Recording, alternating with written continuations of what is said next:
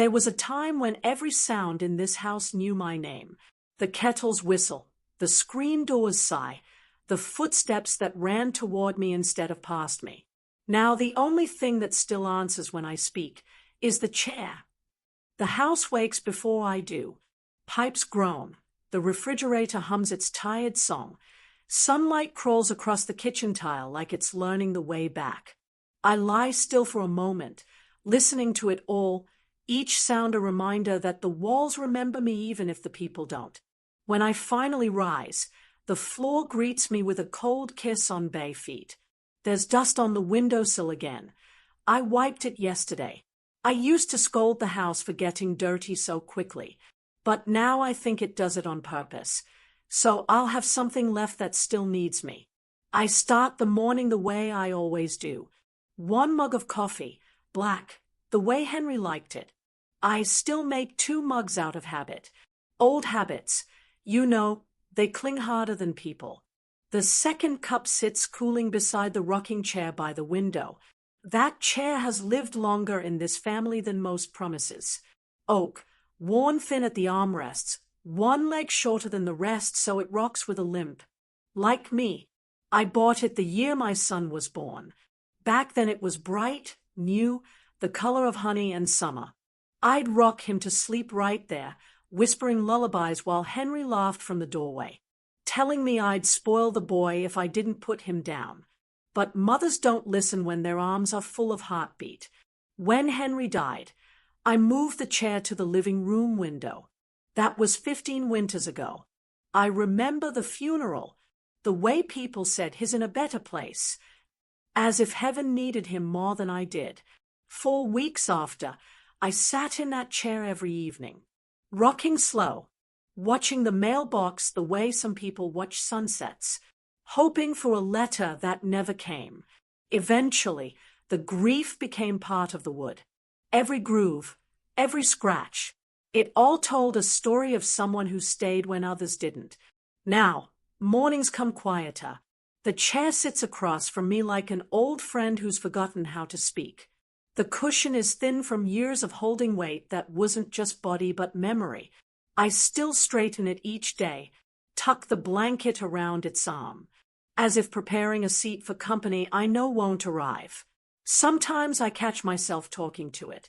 I'll say, "Did you hear that, Henry? The neighbor's dog again." Or, "Do you remember when little Daniel painted you red with his toy brush?" Then I laugh at myself, because talking to furniture is the first sign of loneliness, and the last sign of hope. The mailman slides envelopes through the slot. Most are bills or coupons for things I don't need. Still, I stack them neatly, as if order could trick life into meaning something again. Every sound reminds me of how time behaves when no one shares it. It doesn't march, it drifts. Afternoons blur into evenings. And sometimes I realize I've spent hours staring at that chair, remembering the weight of the people it once held. My husband, my son, even the family dog who used to curl beside it. Now the only weight it holds is dust motes and morning light. I keep the window cracked so the air can move, because stillness feels too much like waiting for something that won't happen.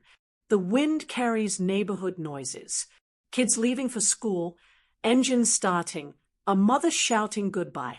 Each sound slips under the door like a ghost of the life I used to have. I take another sip of my now cold coffee and tell myself maybe tomorrow I'll walk down the street. Maybe I'll call someone.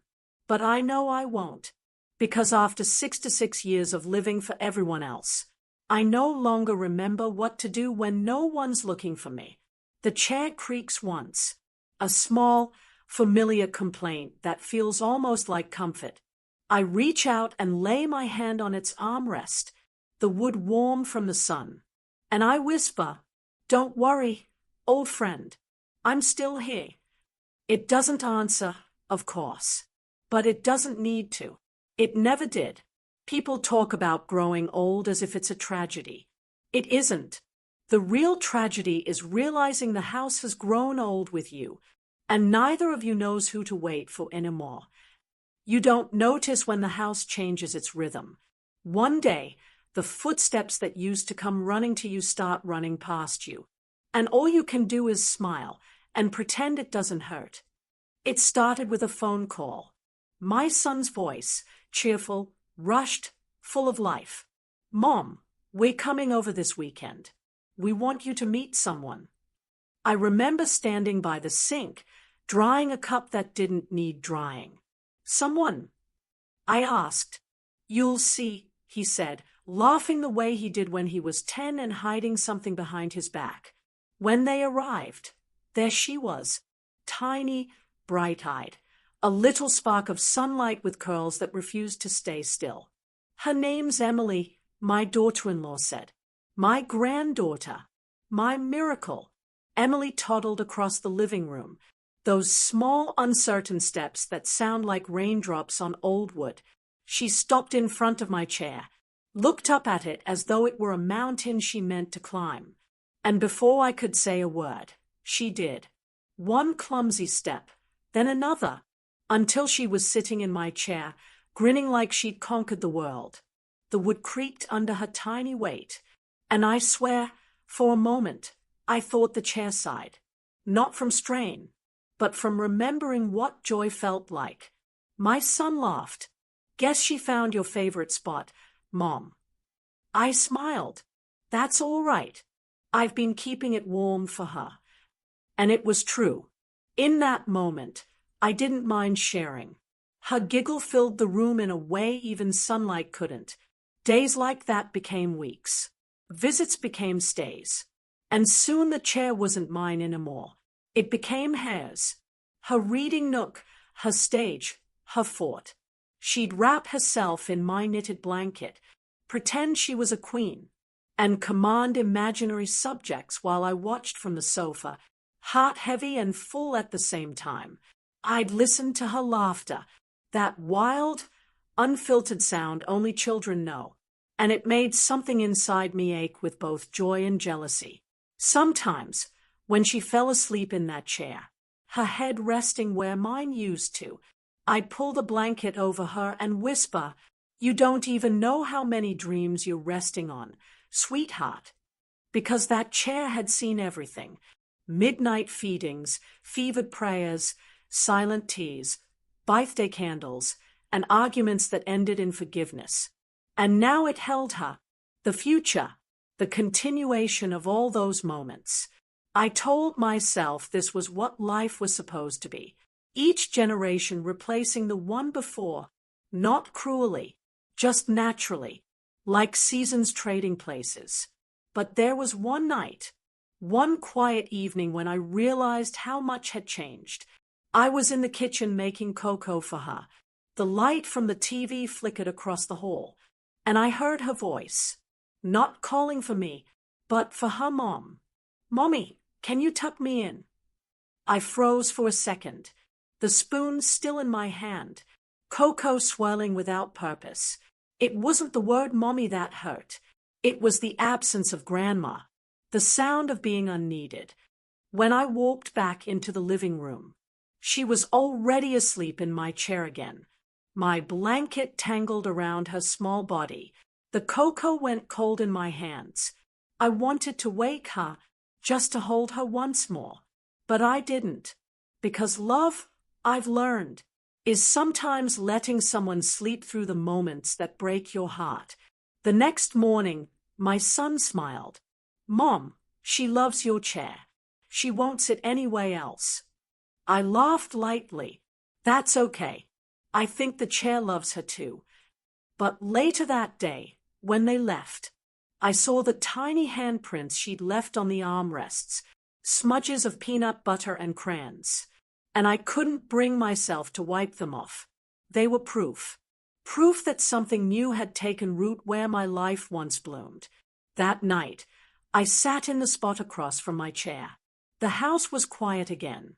The air still smelled faintly of her shampoo, strawberries, and sugar.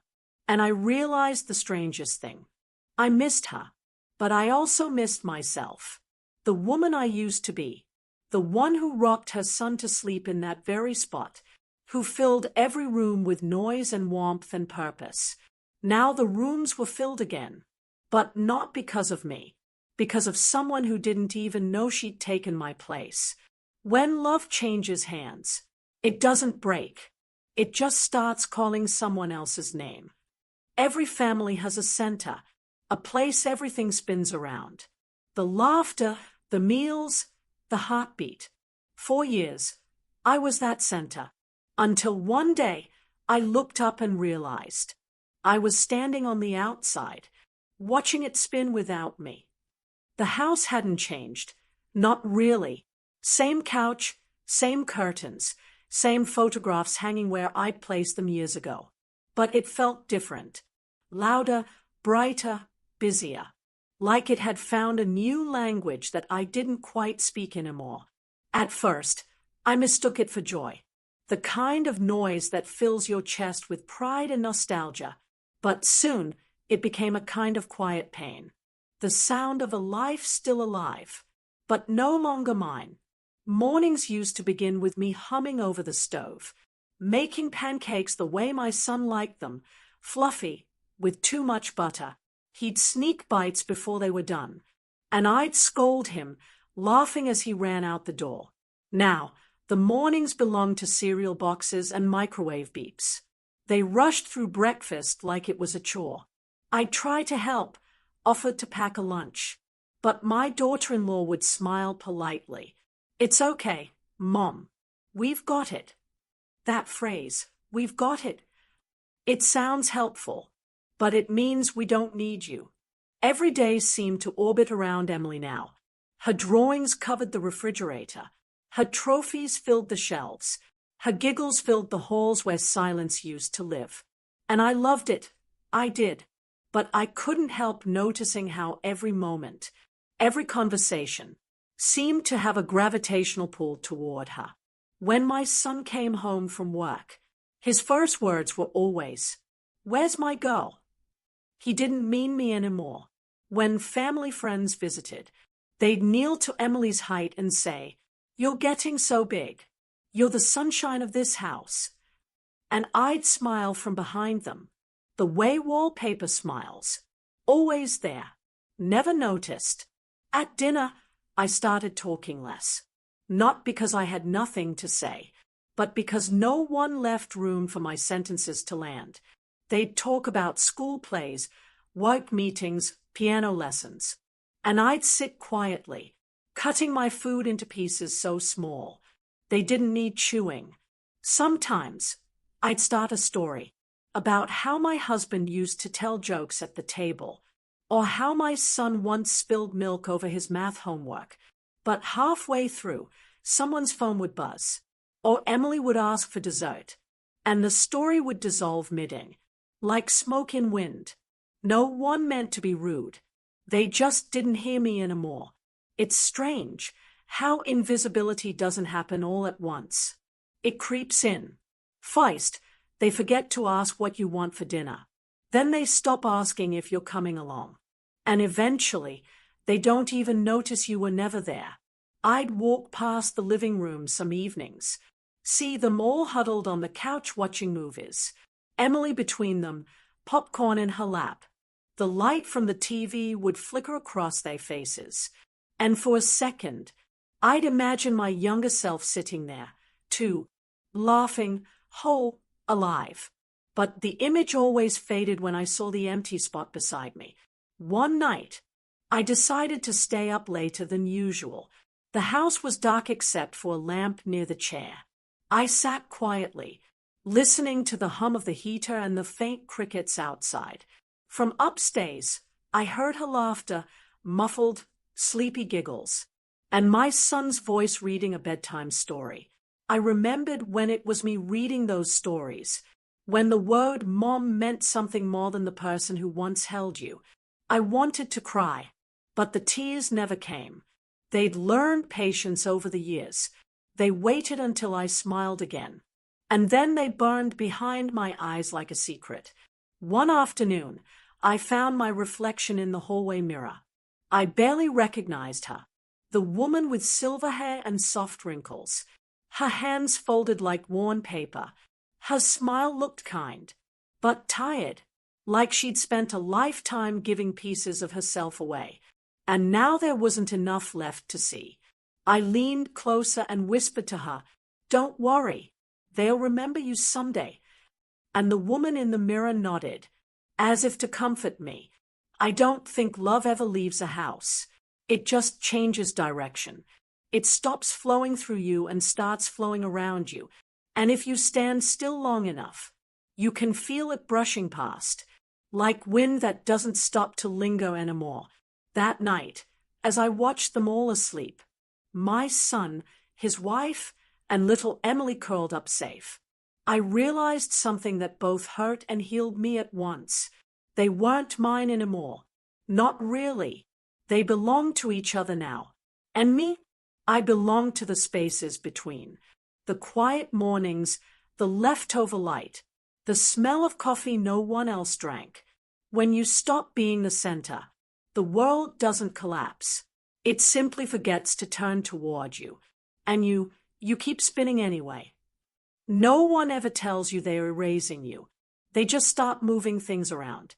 One little piece of your life at a time. It began so quietly I almost didn't notice. A picture frame here, a blanket there. Small, harmless changes, so ordinary, so reasonable, that I told myself not to make a fuss. After all, people redecorate. It's what families do. But homes don't forget. They remember who placed what where. And I remembered. The first thing that disappeared was my knitting basket. It had lived by the couch for years, filled with half-finished scarves and bits of colored yarn. Each thread had a memory tangled into it. Henry's winter hat, my son's baby blanket, Emily's first pair of mittens. One morning, I walked into the living room and found it gone. In its place, a pink plastic tub overflowing with toys. Tiny dolls, crayons, a stuffed unicorn missing one eye. The basket of my years had been traded for the box of hairs. I asked my daughter-in-law about it later, and she smiled that polite, rushed smile people wear when they are too busy to mean it. "Oh, Mom, we just put it in storage." Emily kept getting into it and tangling the yarn. She meant no harm, but something inside me still unraveled. Then came the books, the old novels with yellowed pages and dog-eared corners. They'd been my company on long nights when sleep forgot my name. Gone, replaced by bright-colored picture books, their glossy covers smiling from the same shelf that once smelled of dust and stories. I stood there for a long time, running my fingers along the spines of those new books. They were cheerful, yes, full of laughter and learning. But they didn't know my secrets. They hadn't been there when I needed to forget being alive for an hour. My favorite coffee mug disappeared next. The white one with the faded blue handle, cracked just enough to leak if you weren't careful. It had been a gift from Henry, back when he still brought me coffee in bed on Sunday mornings. I found it missing from the cabinet one day, replaced by matching sets, sleek, modern, perfect. When I asked, my son said, "Mom, that old one was chipped. We tossed it. Didn't want you cutting yourself. Tossed it." The words felt heavier than they should have, as if what he threw away wasn't just porcelain, but proof that someone once thought I was worth bringing coffee to. The house kept changing around me. The framed wedding photo moved from the hallway to a drawer. Its glass cracked, just until we get it fixed. My handmade curtains replaced by newer ones from a catalog. The lavender candle I always kept by the window swapped for vanilla. A softer scent, they said, more welcoming. Even my blanket, the one I'd crocheted through the long nights after Henry passed, found its way into a linen closet, folded neatly, forgotten completely. "We'll keep it safe," they said. But safe is just another word for out of sight. One afternoon, I came home from my walk to find Emily sitting in my chair again. Her dolls lined up around her. She'd wrapped herself in my old shawl, the gray one that still smelled faintly of lavender oil. She looked beautiful, small legs swinging, eyes glowing with make-believe. And in that moment, I felt both proud and hollow, because she had unknowingly taken everything I'd built, the warmth, the laughter, the comfort, and made it hers. And isn't that what love does? It passes forward, not back. I smiled, even as tears burned behind my eyes. That shawl looks good on you, sweetheart. She grinned. It's soft, Grandma. Can I keep it? I nodded. Of course. She'd already kept it long before she asked.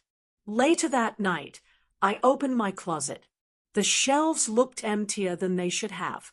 I could almost trace the shape of what used to be there, like ghosts of things that had once meant something. It hit me then. They weren't taking my things because they wanted to hurt me. They were simply building a home that reflected them. But in doing so, they were quietly erasing the home that reflected me.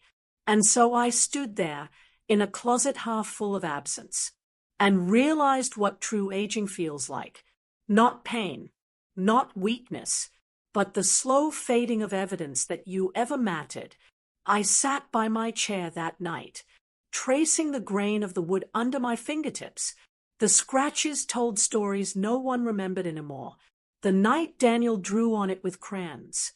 The time Henry's keys left a mark on the armrest. The tiny burn spot from my candlelight knitting sessions.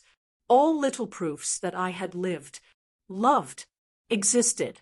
Now, even those scratches would be sanded away someday. People don't mean to replace you. They just start choosing comfort over memory. And one day, you wake up to find yourself surrounded by things that don't remember your hands. That night, before turning in, I whispered to the chair, "Don't forget me, all right?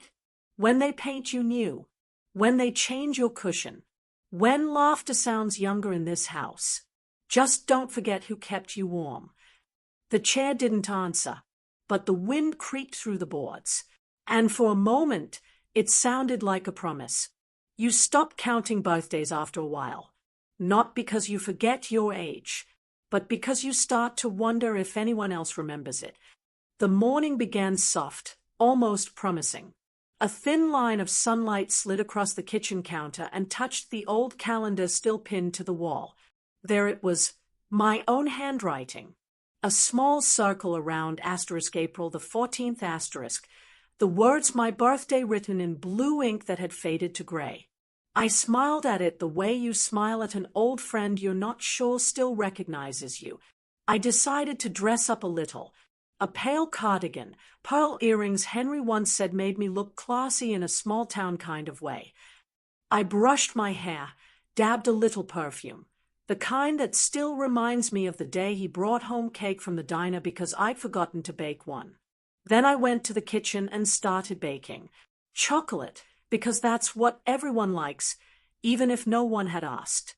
I sifted the flour, cracked the eggs, and tried to ignore the echo of an empty house.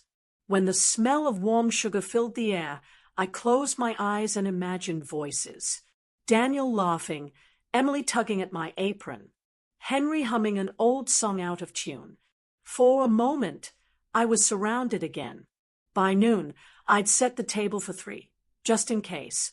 A small vase of daisies from the yard, the good plates, the napkins folded neatly like the ones from family dinners years ago.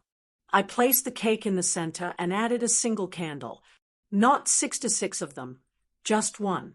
One was enough to remember the rest. Then I waited. The clock ticked steady, stubborn. The sunlight shifted across the floor and retreated up the wall. When the phone rang, my heart jumped. But it was a telemarketer offering a new insurance plan. I thanked him politely. Old habits die hard. And hung up. Around 5, I heard the familiar sound of the car pulling into the driveway. Their voices spilled through the hallway, bright, hurried, alive. Emily ran in first, clutching a bouquet of balloons. Her cheeks flushed, eyes glittering. "Grandma, guess what? We're having a celebration tonight." My heart swelled. Finally, they remembered. "Oh, sweetheart," I said, smiling. "You didn't have to." She interrupted, words tumbling out like marbles. It's for my piano recital. Daddy says I did so good. We're throwing a party. Of course. Of course it was. Behind her, my son carried a big white box. Pink frosting peeked through the plastic window. He kissed my forehead, distracted. Mom, could you help clear a little space on the table? We'll set up the cake and decorations here. I nodded. I always nod. I moved my own cake gently to the corner counter. The candle had already burned itself out, leaving a small ring of wax on the plate. They filled the house with ribbons and music, laughter bouncing off every wall. Emily twirled in her dress, showing off her medal. And my son filmed everything on his phone, calling out, "Smile, honey, Grandma, get in the background." I smiled. In the background, the evening light turned amber. Their cake gleamed under the dining room lamp. Mine sat quietly beside the toaster, a small shadow in sugar. When they sang for her, I joined in, softly, off-key, and clapped when she made a wish. She blew out her candles in one brave breath. The crowd cheered. The smoke rose like a ghost of everything I used to be. After the photos, they all moved to the living room. Emily played her recital piece again, notes floating like tiny promises. I watched her fingers dance across the keys, so confident, so free. And in her reflection on the polished piano, I saw myself, years younger, holding my baby boy on the day we brought that same piano home. I felt something shift inside me, quiet and irreversible. The kind of realization that doesn't shout. It just sits with you, like an old friend who's finally run out of things to say. Later that night, when the house was still buzzing with joy, I slipped into the kitchen and cut a small slice from my own forgotten cake. It had gone dry around the edges, but it tasted like memory, bittersweet and familiar. I lit the candle again, just for a second, watched the flame tremble, and whispered, "Happy birthday, Martha." No one heard me, but the flame did. It flickered as if answering back, and for a moment I imagined Henry's voice saying, "Make a wish, sweetheart." I did. I wished that next year, if I'm still here, I'll remember myself, even if no one else does. Some birthdays don't need forgetting. They just fade quietly, between someone else's celebrations. I was never good at speaking up. I thought love meant being quiet, the kind of quiet that keeps a family together. But silence doesn't keep things whole. It just keeps them heavy. The morning after the party, the house still smelled of frosting and balloons. Bits of ribbon clung to the carpet, and a deflated balloon swayed lazily in the hallway. The sound of laughter from last night echoed faintly in my ears. Not cruel, just distant, like a radio left on in another room. I stood at the sink, washing the last few dishes from their celebration. Pink icing slid down the drain in quiet spirals, and I wondered if that's how love leaves, slowly, sweetly, without notice. My son came down the stairs, hair still messy from sleep, tie already in hand.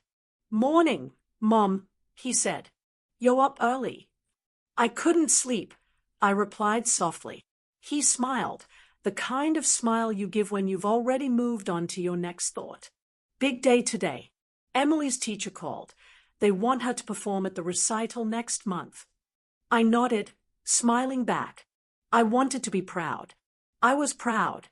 But behind that smile, something inside me whispered, "You were here last night too, and no one noticed." He poured himself coffee. I stood by the counter, wiping my hands on a towel that still smelled faintly of vanilla cake. Then, without meaning to, I said it, the truth that had been sitting in my throat for months. "You forgot my birthday."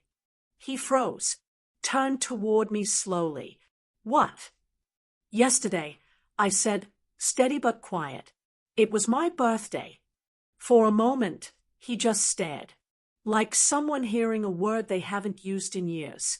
Then his face softened with guilt. "Oh, Mom, I'm so sorry. I didn't realize. Everything was so busy with Emily's performance." "It's all right," I said quickly, cutting him off before the apology could bruise deeper. "You had your celebration. That's what matters." He frowned. "No, Mom, that's not what I meant." But I had already turned away to rinse a plate that didn't need rinsing, because if I looked at him, the tears might start. And I've spent a lifetime pretending I don't cry easily. That evening, I asked them both to sit down. The air was calm, too calm, like the moment before a thunderstorm decides if it's going to rain. They looked surprised. I never called family meetings. I was the kind of woman who waited to be spoken to, not listened to. But that night, I needed to speak. "I want to tell you something," I began. "Not because I'm angry, but because I'm disappearing. And I don't want to vanish quietly." They exchanged quick glances, that subtle, nervous kind. The look children give each other when they are afraid their parent might cry. "I know you love me," I said. "I do. But sometimes love isn't enough if no one looks up to see it." The words hung there like smoke. I could feel them trying to catch their breath. But I wasn't done. "Do you know what it feels like?" I continued. "To live in a house you built with your hands and realize you've become a guest in it. To sit at a table and know no one notices if you eat or not. To be in the room and still feel invisible." My daughter-in-law looked down. My son opened his mouth to speak, but all he said was, "Mom, please don't talk like that." I smiled sadly. Why not? I've been quiet long enough. I've smiled through birthdays I wasn't invited to, dinners where I wasn't heard, and days where the only person who spoke to me was the chair. "You didn't mean to hurt me. I know that. But love still hurts when it forgets to look back." For a long time, no one spoke. The clock ticked between us, marking each second of silence.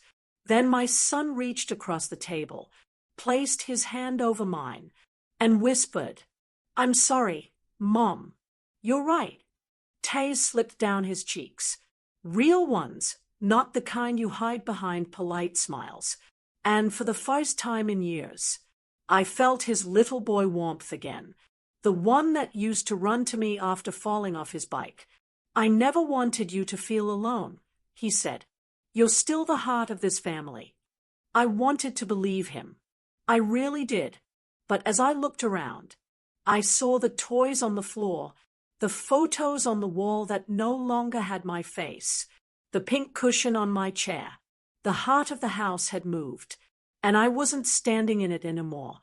That night, after they'd gone to bed, I sat in my chair again. The lamplight was dim, the house breathing slow and steady around me. I looked at the framed photo on the shelf, our family smiling, my face tucked at the edge, almost cropped out. It didn't make me sad this time. It just felt honest. Because love doesn't leave all at once. It simply changes shape until you barely recognize it. Speaking up didn't fix everything, but it reminded me that I still had a voice, and that maybe, before I fade completely, I should use it to say goodbye properly. Not all leaving is loud. Sometimes you just start folding your life into small bags, one quiet decision at a time, until the house you loved forgets to ask where you're going. The night after I spoke my truth, the house went still again. No arguments, no anger, just that thick, uneasy peace that follows a confession. I lay awake listening to the refrigerator hum and the soft tick of the hallway clock. Each sound felt like a reminder that the world kept moving, even when my heart didn't know how. When dawn came, the sky was pale and shy. I sat up, knowing what I was about to do, though I hadn't planned it. Not really. It wasn't rebellion. It was release. I pulled my old floral suitcase from under the bed. The zipper caught halfway. It always did. and I smiled at the sound, the small, familiar resistance of old things. I packed simply 2 cardigans, my Bible, a book of crossword puzzles, Henry's photo, and one of Emily's drawings, the one where she'd drawn us both sitting in Grandma's chair. I left a note on the kitchen table. Not dramatic, just, gone visiting for a while. Don't worry. Then I made coffee. 1 cup this time. No second mug cooling beside it. No pretending someone might join me. I drank it slow, letting the steam warm my hands, memorizing the view from the kitchen window, the garden I'd tended, the mailbox leaning a little to the right, the chair visible through the living room doorway, bathed in soft gold light. Take care of them, I whispered to it. And then I walked out. The bus stop was nearly empty. A teenage boy in headphones, a woman with a crying baby, and me, a ghost of routine braking pattern for the first time in years. When the bus arrived, I climbed aboard and chose a window seat near the back. The driver nodded, and the door closed with a sound that felt both like an ending and a beginning. The town slipped away in slow motion. The grocery store where they still knew my name, the church steeple catching the first sunlight, the corner house with the swing set that used to squeak like laughter. I watched it all through fog glass, thinking of every meal I'd cooked, every bedtime story I'd told, every moment I'd mistaken for permanence. A few hours later, the bus stopped in a smaller town, one of those places where time moves kindly and the air smells like bread. I found a small room above a bakery that rented by the week. The owner, a round-faced woman with kind eyes, asked no questions. She just handed me the key and said, "It's quiet up there. Most folks like quiet." "So do I," I answered. The room was small, a single bed, a lamp, a window overlooking the street. And there, by the window, stood another chair, plain, wooden, waiting. I sat down, and the chair creaked, a different sound than home, but welcoming all the same. For the first time in years, no one called my name, no one needed me, and somehow that silence didn't feel like punishment. It felt like permission. I spent the first evening walking the quiet streets. Children rode bicycles past me, their laughter soft and harmless, not mine to chase, not mine to lose. At a diner, I ordered soup and pie, and the waitress called me sweetheart. I smiled at the sound. It had been a long time since someone said a word that gentle without needing something in return. Back in my room, I opened the window. Rain tapped softly against the sill. I set Henry's photo on the bedside table, took out Emily's drawing, and pinned it near the lamp where the light would hit it just right. Then I sat in that new chair, wrapped my cardigan tighter, and let the quiet fill me completely. Freedom is quieter than I imagined. It doesn't chee. It just breathes with you. I thought of my family, not with anger, but with a strange tenderness, the kind that comes after exhaustion. When love finally settles into understanding, they hadn't pushed me away. They'd simply moved forward, and I'd stayed still too long. The next morning, I woke to the smell of fresh bread drifting up from the bakery below. For a moment, I forgot where I was. Then I remembered, and smiled. I poured myself coffee from the little pot near the window. No one else to serve, no one else to wait for. Just me. It tasted stronger than the coffee at home, not because of the brand, but because of the peace that came with drinking it alone. I don't know how long I'll stay here. Maybe a week, maybe forever. But I know this. For the first time in a long time, I am exactly where I'm supposed to be. Leaving isn't abandonment. It's choosing to belong to yourself again. You never really leave a home. You just become part of its silence, until one day that silence calls your name again. It had been 3 months since I left. 3 months of mornings that smelled like cinnamon and rain, of afternoons spent walking unfamiliar streets where no one expected my face, and evenings where peace tasted like hot coffee instead of loneliness. I hadn't planned on going back. I thought leaving was my last chapter, but life has a quiet way of circling back, reminding you that some doors never close completely. They just wait. That morning, I boarded the bus home. The driver nodded, and I found my usual seat near the window, the same seat I'd sat in when I left. The world outside slid past, the fields turning gold in the sun, old gas stations, the same crooked sign that still said welcome to Maple Hill with one letter missing. With every mile, my heart beat a little faster, not with excitement, but with a familiar ache, a mixture of love, memory, and distance. When the bus stopped at my street, I stepped down slowly. The air smelled the same. Warm grass, car exhaust, the faint scent of lilacs from Mrs. Carter's yard. I could have sworn even the wind knew me. As I walked toward the house, the sun lit the white paint I'd chosen years ago.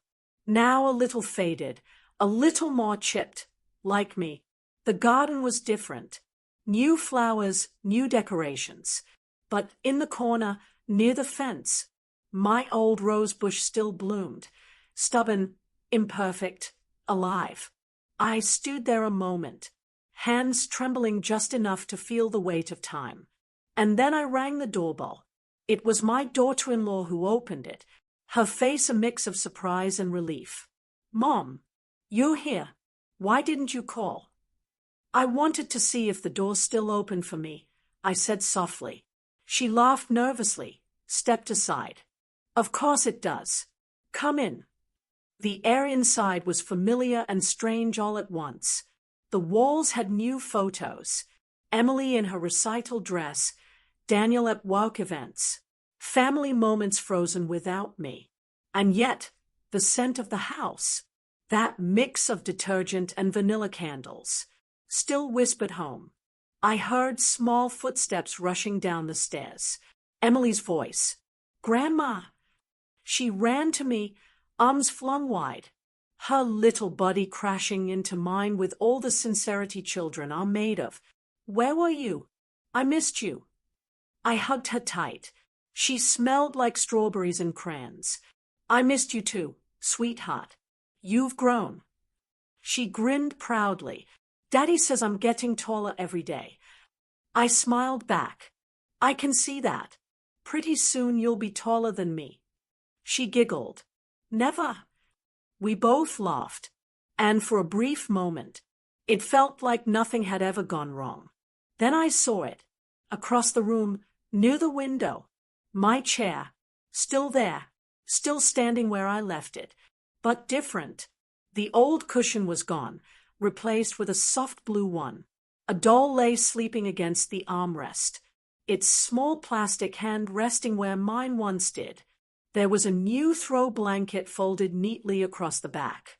Bright, cheerful, and completely unfamiliar. I walked toward it slowly, each step heavier than the last. Emily followed beside me. "That's still your chair, Grandma," she said proudly. "Mom says no one can ever throw it away." I smiled at her. She's right. But what I didn't tell her was that the chair wasn't mine anymore. Not really. It belonged to time now, to memories, to everyone who had loved and lived through it. My son came down from upstairs, his expression uncertain, his eyes full. "Mom, I didn't think you'd come back." "I didn't either," I said quietly, "but I wanted to see how you were all doing." He hesitated. "I'm sorry for everything." I reached out, touched his arm. "Don't be. You didn't do anything wrong. You just forgot to look back. We all do." He nodded, tears gathering but not falling. We stood there a while, saying nothing, but finally understanding everything. Before I left, I went to the chair one last time.